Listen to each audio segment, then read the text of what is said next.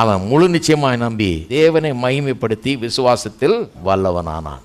தேவனை மகிமைப்படுத்தினா அவன் கர்த்தருக்கு நன்றி சொல்ல ஆரம்பிச்சிட்டான், கர்த்தரை மகிமைப்படுத்த ஆரம்பிச்சிட்டான். குழந்தைய பிறகுல இருந்தா கூட கர்த்தரை மகிமைப்படுத்துகிறான், கர்த்தரை பெருசா பேசுகிறான். எத்தனை பேருக்கு நம்பிக்கை இன்னைக்கு துளுக்குது லேசா? நம்பிக்கை இல்லாமல் நம்ம வாழ்க்கையில எந்த நம்பிக்கையை இழந்து போய் வந்திருக்கவர்களுக்கு சொல்லுகிறேன், நம்பிக்கை இன்னைக்கு துளிர் விடட்டும், உள்ள லேசா நம்பிக்கை உண்டாகட்டும். கடவுளுடைய வார்த்தையை கவனிங்க. இந்த வசனங்கள்லாம் நமக்காக எழுதப்பட்டிருக்கிறதா.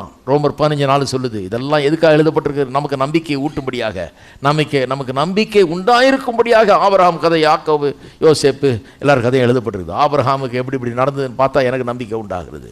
ஈசாக்கு எப்படி வறட்சியான தேசத்தில் பஞ்ச நேரத்தில் அவன் வர விருத்தி அடைந்து மகா பெரியவனானான்னு வாசிக்கும் போது எந்த இடத்துலையும் மகா பெரியவன் ஆயிரலான்ற நம்பிக்கை நமக்கும் வருது. எந்த சூழ்நிலையிலும் பஞ்சத்தின் மத்தியிலும் கூட நாம் செழிக்கலாம் என்ற நம்பிக்கை நமக்கு உண்டாகி விடுகிறது.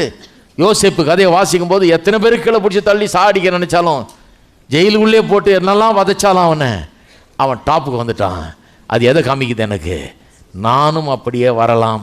ஏனென்று சொன்னால் அதெல்லாம் ஒன்றும் பிரச்சனை இல்லை, யாரும் ஒன்றும் எதையும் மாற்றிட முடியாது. கர்த்தர் என்னுடைய வாழ்க்கையில் செய்ய விரும்புகிறதை நான் விசுவாசித்தால், நம்பிக்கையை வைத்து கொண்டிருந்தால், விசுவாசத்தோடும் பொறுமையோடும் தேவன் எனக்காக வைத்திருக்கிற அத்தனை காரியங்களும் நான் சுதந்தரித்துக் கொள்ளலாம்.